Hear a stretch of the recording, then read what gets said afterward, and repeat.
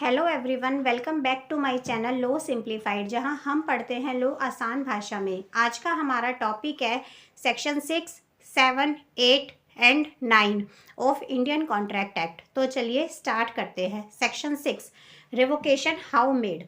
Section 5 में हम पढ़ते हैं कि प्रपोजल और एक्सेप्टेंस को रिवोक भी किया जा सकता है। तो सेक्शन 6 हमें मेथड बताता है जिसके अंदर हम एक प्रपोजल को रिवोक कर सकते हैं। प्रपोजल 4 तरीके से रिवोक किया जा सकता है। Number 1, communication of notice of revocation. अगर हमें रिवोकेशन का नोटिस दे दे तो भी प्रपोजल रिवोक हो जाता है। सेकंड है लैप्स ऑफ टाइम। अगर प्रपोजल एक्सेप्ट करने के लिए कोई टाइम मेंशन किया हुआ है और वो टाइम पीरियड ख़त्म हो जाता है, और अगर टाइम पीरियड मेंशन नहीं है तो एक रीज़नेबल टाइम के अंदर अगर वो प्रपोजल एक्सेप्ट नहीं हुआ तो ऐसा प्रपोजल रिवोक हो जाता है। Failure of acceptor to fulfil condition precedent to acceptance.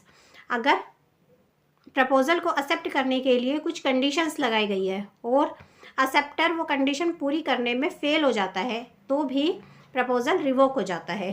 Bye death और इंसैनिटी ऑफ प्रपोजल।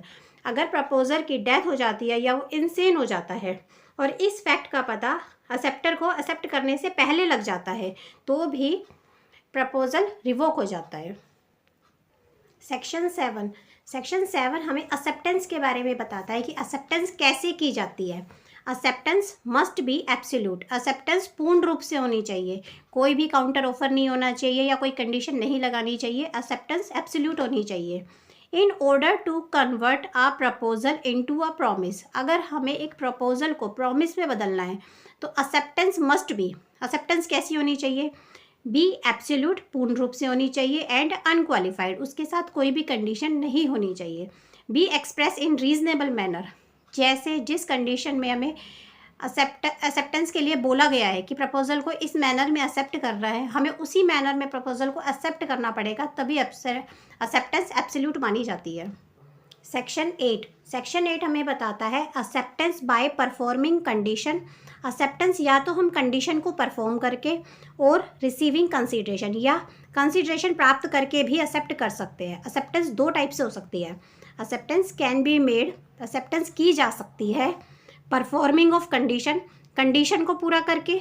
जैसे किसी प्रपोजल के साथ कोई कंडीशन लगा दी गई है, अगर हम उस कंडीशन को पूरा करते हैं तो ये माना जाएगा कि हमने प्रपोजल को एक्सेप्ट कर लिया है। या फिर एक्सेप्टेंस ऑफ कंसीडरेशन। अगर प्रपोजल के साथ कुछ कंसीडरेशन दिया गया है और अगर हम उस कंसीडरेशन को एक्सेप्ट कर लेते हैं तो भी हमने माना जाएगा कि हमने प्रपोजल को एक्सेप्ट कर लिया है। सेक्शन 9 एग्जाम के पॉइंट ऑफ व्यू से बहुत इंपॉर्टेंट है। Promise, express and implied. Promise express भी हो सकता है और इम्प्लाइड भी हो सकता है।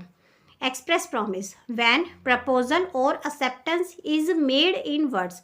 जब या तो प्रपोजल या एक्सेप्टेंस वर्ड्स में किया जाता है, बोलकर बताया जाता है कि हाँ हम इसे एक्सेप्ट करते हैं, इज कॉल्ड एक्सप्रेस प्रॉमिस, उसको हम एक्सप्रेस प्रॉमिस बोलते हैं।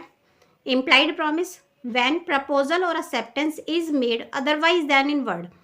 मतलब प्रपोजल और एक्सेप्टेंस उसको वर्ड्स में नहीं बोला गया, वर्ड्स में एक्सेप्ट नहीं करा गया, बस ये अपने कंडक्ट से बता दिया कि हमने प्रपोजल एक्सेप्ट कर लिया है। जैसे एक बस है, वो बस स्टैंड पे आके रुकी और पैसेंजर उसमें जाके बैठ गए, तो उन्होंने उसका बस का प्रपोजल एक्सेप्ट कर लिया कि हम बस को बोर्ड करते हैं।